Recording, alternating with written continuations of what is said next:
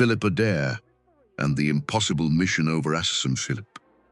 Adair had barely returned from a 3-hour combat patrol when the warning siren began to sound. It was the morning of December 13th, 1943, at Nagahuli airfield in the Assam Valley of northeastern India. Adair's Curtiss P-40 had just been refueled and checked by the ground crew. He had completed his 43rd combat mission and expected at least a short rest before flying again. Instead, the field went on red alert. Japanese aircraft had been detected approaching from occupied Burma. Adair did not know how many aircraft were coming. The first report suggested only a small formation, perhaps 4 planes. It sounded like the kind of limited raid the pilots of the 80th Fighter Group had faced before. There was no time for a careful briefing. Adair ran roughly 100 feet toward his fighter, climbed into the cockpit, and started the engine. In the rush, he took off before properly fastening himself into the aircraft. According to his later account, he was initially without his parachute and had not secured his safety belt. His crew chief had to help him while the fighter was already moving. Within less than a minute, the P-40 was airborne. The fighter carried the number 44 on its fuselage. Adair called it Lulu Bell. He had decorated its tires with white sidewalls, a small reminder of his lifelong interest in automobiles. In the gray and green world of a wartime airfield, the unusual tires made the aircraft easy to recognize. This was Adair's 44th combat mission. At the time, he could not have known that it would become the mission remembered for the rest of his life. He climbed eastward through the pale morning haze, gaining altitude above the Assam Valley. Beneath him lay a landscape of rivers, tea plantations, jungle, and military airfields. Farther east rose the mountains that separated India from Burma and China. The other pilots in his flight were still preparing to take off. For the moment, Adair was alone.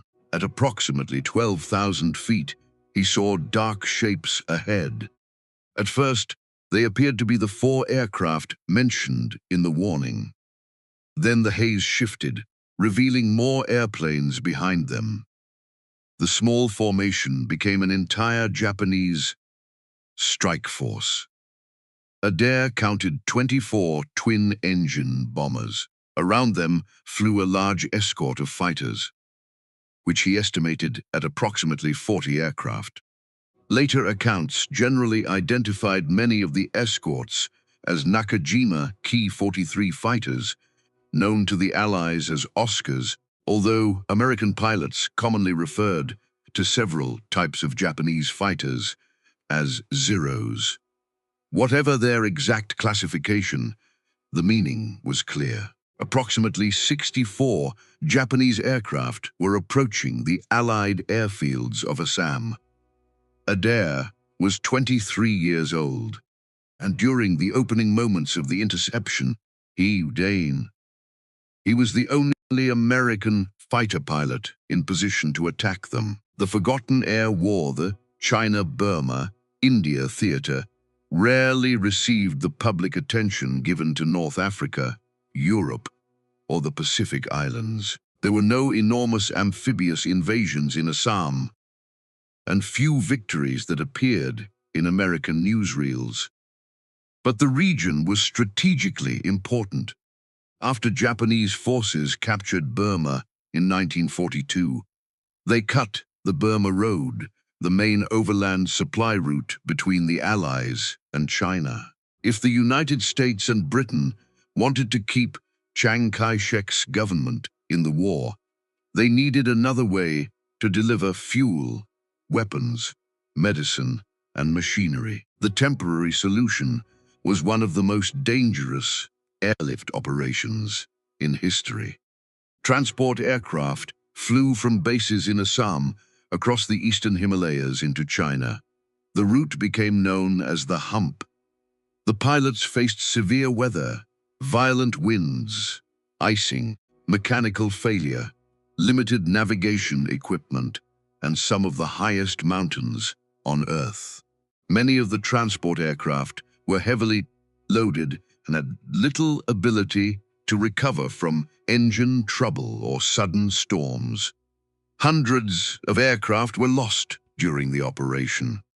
Wreckage lay scattered across remote valleys and mountain slopes. Pilots sometimes referred to the broken trail of metal below as the aluminum trail. The Assam were the western foundation of the entire operation. Fuel, ammunition foundation, and supplies moved through them before being loaded onto transport aircraft for the flight into China. The fields also supported fighter units, maintenance crews, hospitals, communications centers, and the thousands of men required to keep the airlift operating. The Japanese understood their importance. From bases in Burma, Japanese bombers periodically crossed the mountains to attack Allied airfields and disrupt the supply line. Even a successful raid lasting only a few minutes could destroy transports, damage fuel stores, and close a runway. Defending the Assam Valley was one of the responsibilities of the 80th Fighter Group. Adair served in its 89th Fighter Squadron. The group became known as the Burma Banshees. Many of its fighters carried a large white skull painted on the nose. Some aircraft were also fitted with sirens designed to produce a frightening sound during diving attacks. The image was dramatic, but the work itself was exhausting and dangerous. The pilots escorted transports, attacked Japanese positions, strafed roads and railways, defended Allied bases, and flew long missions over terrain where a mechanical failure could be as deadly as enemy fire. Adair had grown up far from this world. He was born in Oklahoma in 1920 and raised near Tuttle. As a boy, he became fascinated with aircraft. He later worked as a candy salesman and saved money for civilian flying lessons. By late 1941, he had completed civilian pilot training. Then Japan attacked Pearl Harbor. Adair entered military aviation training and eventually became a fighter pilot. By 1943, the young man, who had once watched airplanes over Oklahoma, was flying combat missions on the far side of the world. He was not known as a reckless pilot. Adair understood machinery. He respected the limits of his aircraft and relied on judgment rather than bravado. Those qualities helped keep him alive in a theater where careless pilots often did not survive long. The P-40 was already becoming an old fighter by late 1943.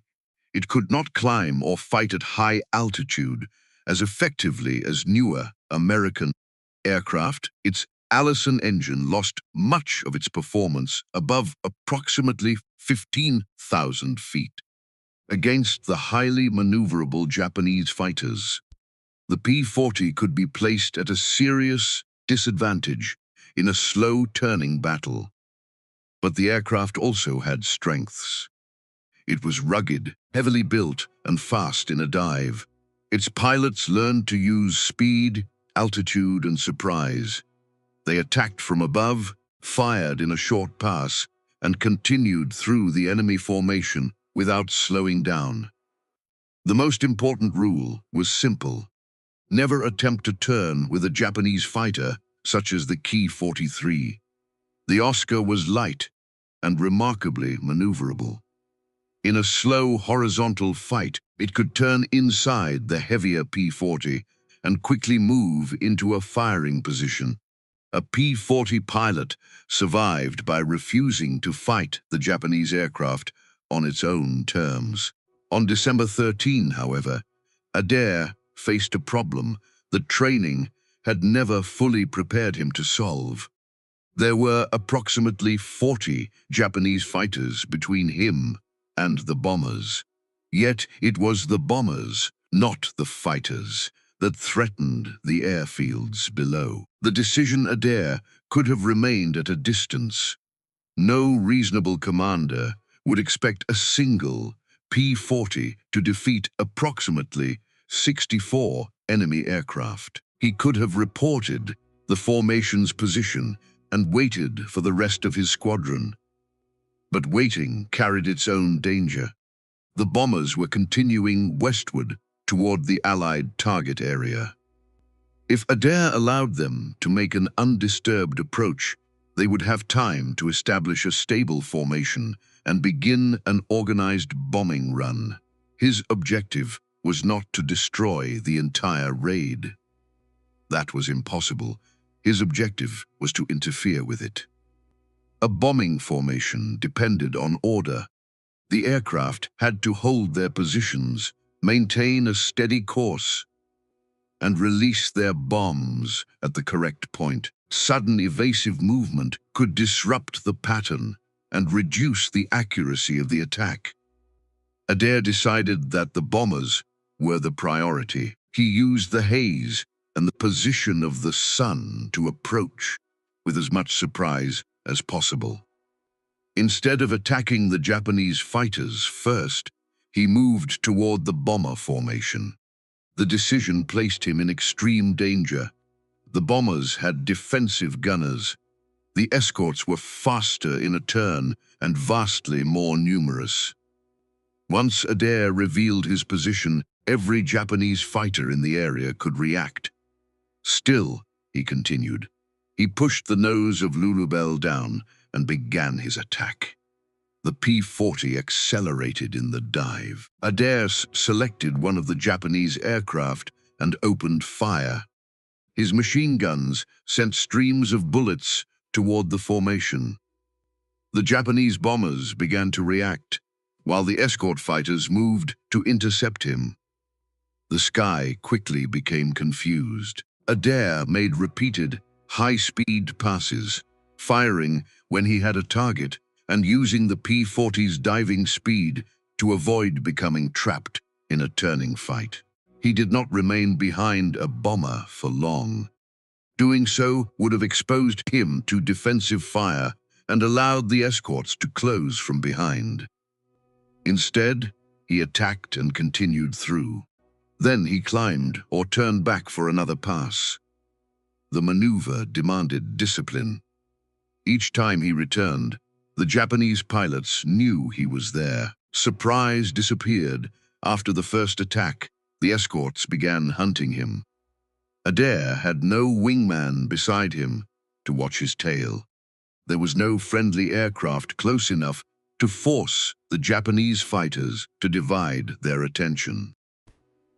For the opening phase of the engagement, everything depended on his ability to maintain speed and remain unpredictable. The P-40 shook as its guns fired. Tracer rounds crossed the sky around him. Japanese fighters approached from several directions. At least once, Adair found an enemy aircraft moving into a dangerous position behind him.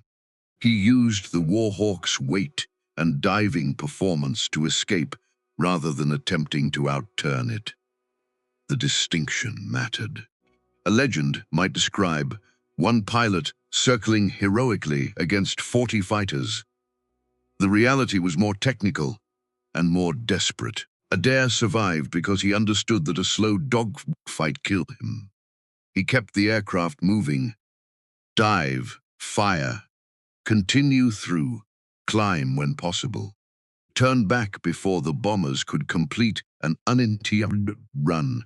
He could not stop all of them. He could not control what every Japanese crew did, but his presence forced the enemy to react. It was an extraordinary effort, but Adair was not the only American pilot who eventually reached the formation. Lieutenant May, another pilot from the unit, also entered the battle. May attacked the Japanese bombers and was credited with shooting down one aircraft. His own fighter was then damaged so severely that he was forced to bail out. That part of the engagement is important. Adair was the first American pilot to reach the raiders and fought alone during the critical opening moments. But the complete battle involved at least one other American pilot, and the historical record should not erase May's participation or sacrifice. Below them, the Japanese bombing attack continued. The bombers did release their weapons. Contrary to later simplified versions of the story, the raid was not turned around before a single bomb could fall. The Japanese crews reached the target area and carried out their attack. However, their bombing pattern was inaccurate. The bombs fell short and to one side of the principal target complex. The main installations escaped the level of destruction the Japanese had intended. Adair's attacks may have contributed to the poor bombing accuracy. Sudden fighter attacks, evasive maneuvers, and the loss of formation discipline could all interfere with a bombing run. But Adair himself was careful not to claim that he alone had saved the entire base. He understood the limits of what one pilot could know. From inside a cockpit, he could see the enemy aircraft and fire at individual targets. He could not observe every bomber, every bomb release, or every effect on the ground. His modesty makes the story more credible, not less. He attacked because there was no better option. He disrupted the enemy because that was the only useful thing one pilot could attempt. Whether his actions were the sole reason for the poor bomb pattern cannot be proven. It is reasonable to conclude that his attack complicated the Japanese approach and may have helped reduce the effectiveness of the raid. That was already a remarkable achievement. The damage to Lulubelle Adair continued fighting until his ammunition was nearly or completely exhausted. By then, Lulubelle had been hit. Japanese rounds had torn into the fighter. The damage affected the aircraft's controls, leaving it dangerously heavy in the nose. When Adair tried to maintain normal flight, the P-40 wanted to descend. The problem was serious. He was still some distance from Nagagali, with jungle and uneven ground below. Abandoning the aircraft was also difficult. In the confusion of the alarm, he had taken off before completing all the normal preparations. Even if he could bail out, landing by parachute in remote jungle carried its own dangers. Adair needed to keep the aircraft in the air. He began experimenting with the damaged controls. The solution he found was unconventional. When Lulubelle flew upright, the damaged control system allowed the nose to fall. But when Adair rolled the aircraft upside down, the same forces acted in the opposite direction and helped raise the nose relative to his flight path. The method was not stable or comfortable. The P-40's engine and fuel system were not designed for continuous inverted flight. If Adair remained upside down for too long, the engine could lose fuel pressure or stop operating correctly. He therefore could not simply fly all the way home inverted. Instead, he alternated between positions. He rolled the aircraft upside down long enough to correct its descent and recover altitude. Then he rolled upright again so the engine could continue operating properly. The process had to be repeated, inverted, upright, correct the nose, protect the engine. Repeat. The maneuver placed great physical strain on him. During negative G flight, blood moved toward his head. His vision and concentration could have been affected. Every roll also risked losing control of an already damaged aircraft. At some point during the withdrawal, tracer fire passed near the left side of the P-40. Adair later reported that he saw no more Japanese aircraft after that. He did not know why they stopped pursuing him. Perhaps they lost sight of the damaged fighter in the haze. Perhaps they believed he was already finished. Perhaps they were low on fuel or concerned about other American aircraft arriving. There is no evidence that the Japanese pilots deliberately spared him out of respect or pity. Adair simply never learned why the attack ended. After that, his battle was against the damaged aircraft and the ground rising below him. He continued the slow sequence of rolling, correcting, and recovering. Eventually, Negaguli came into view. Reaching the airfield did not solve the problem. He still had to land. The inverted approach normal landing required stable control of the aircraft's pitch.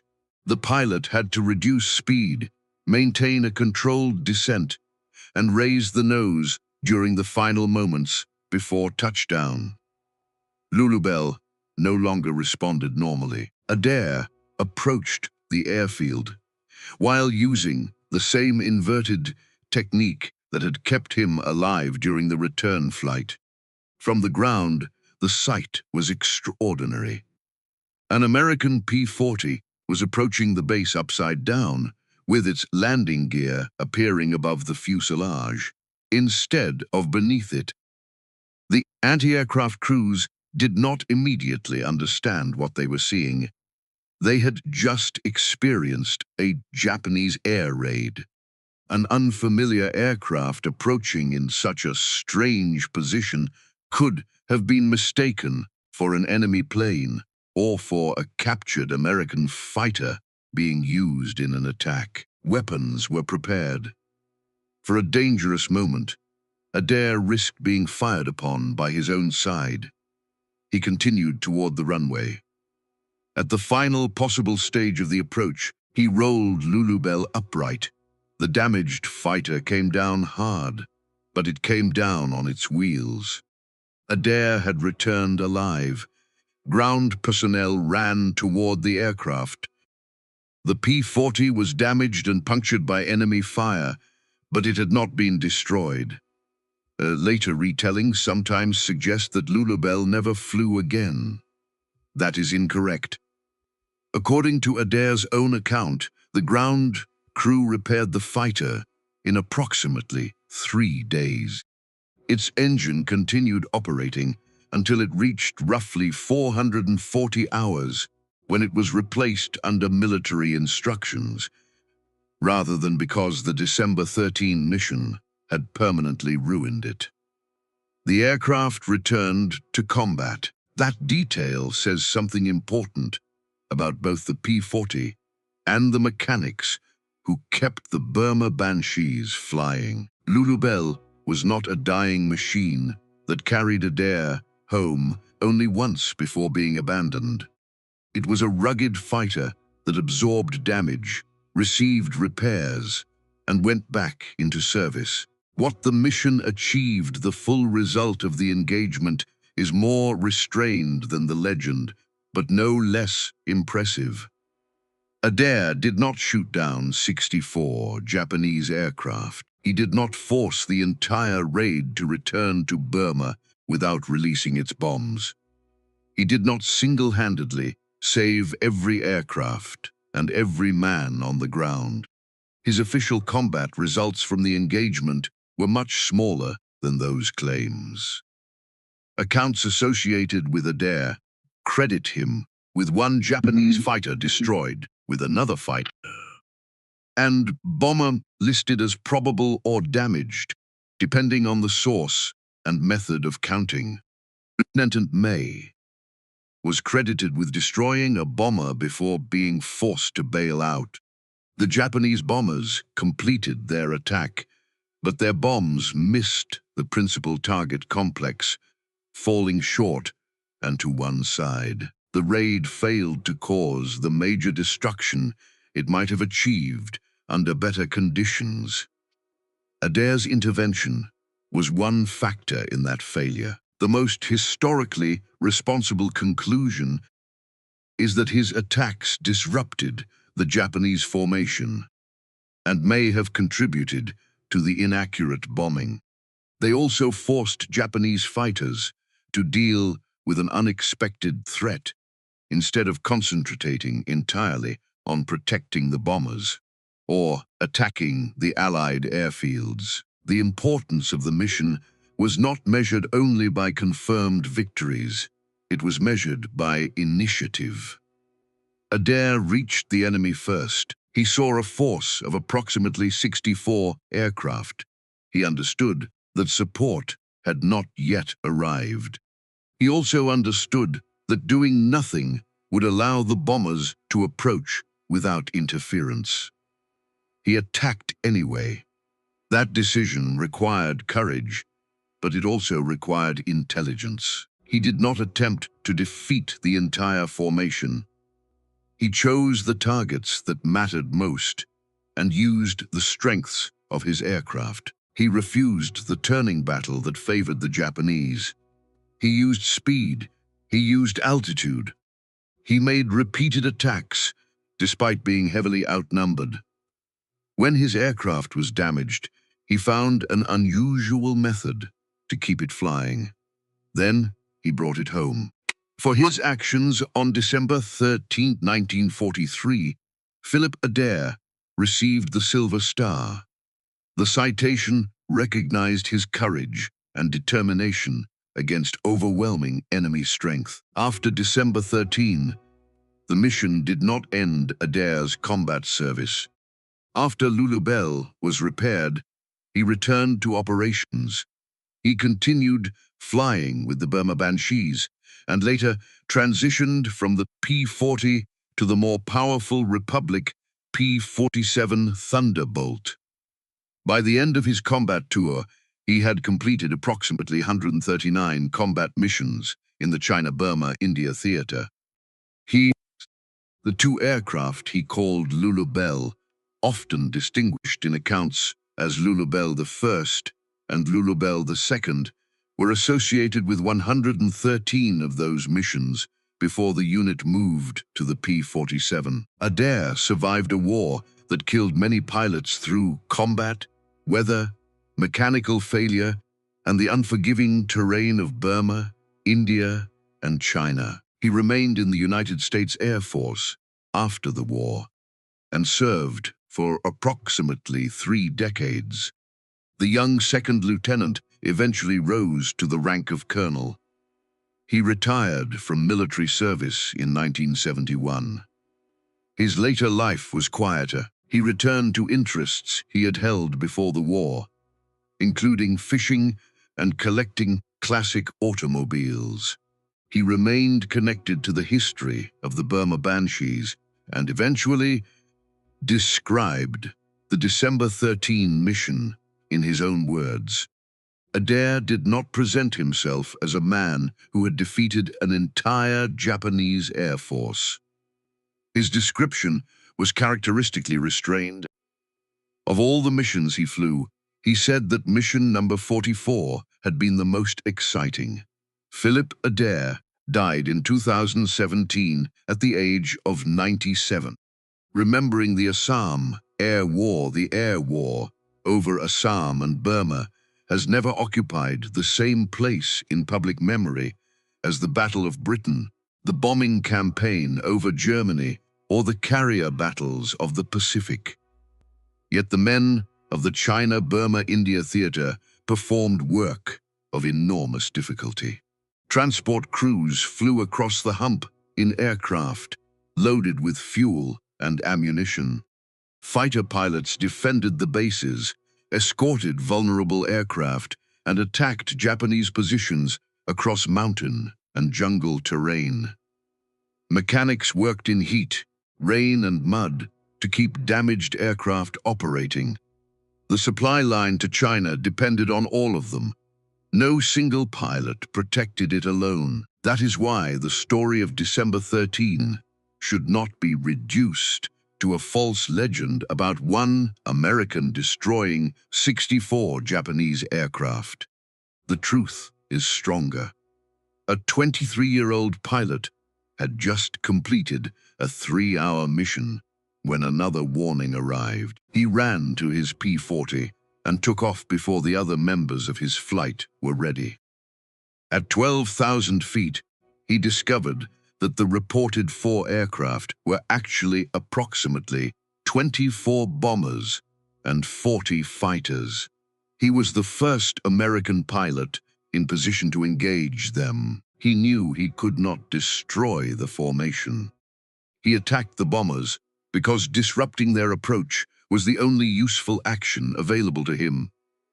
Lieutenant May later joined the battle and paid heavily for doing so. The Japanese dropped their bombs, but the pattern missed the main target complex. Adair's P-40 was damaged, its controls forcing the nose downward. He kept it airborne by repeatedly rolling upside down, correcting its flight and returning upright so the engine could continue running. He approached his own airfield inverted, nearly drew fire from American anti-aircraft crews, rolled upright and landed. 3 days later, the repaired aircraft returned to service. That is the historical story. It contains no supernatural hero, no enemy force frozen by fear, and no perfect victory achieved by one man. It contains something more recognizable and more valuable. It contains a trained pilot making a difficult decision under extreme pressure. It contains courage guided by technical knowledge. It contains a man who understood the limitations of his aircraft, but used its strengths with discipline. And it contains the efforts of the pilots and ground crews of a largely forgotten theater, men whose work helped keep the air route to China open during some of the darkest years of the Second World War. Philip Adair did not defeat 64 aircraft. He did something possible, though barely so. He met them first. He attacked when delay would have given the bombers a clear approach. He survived the fighters, the gunfire, the damaged controls, and the long flight home. Then, after the mechanics repaired his aircraft, he climbed back into the cockpit and continued doing his job. That was more than enough to earn a place in history.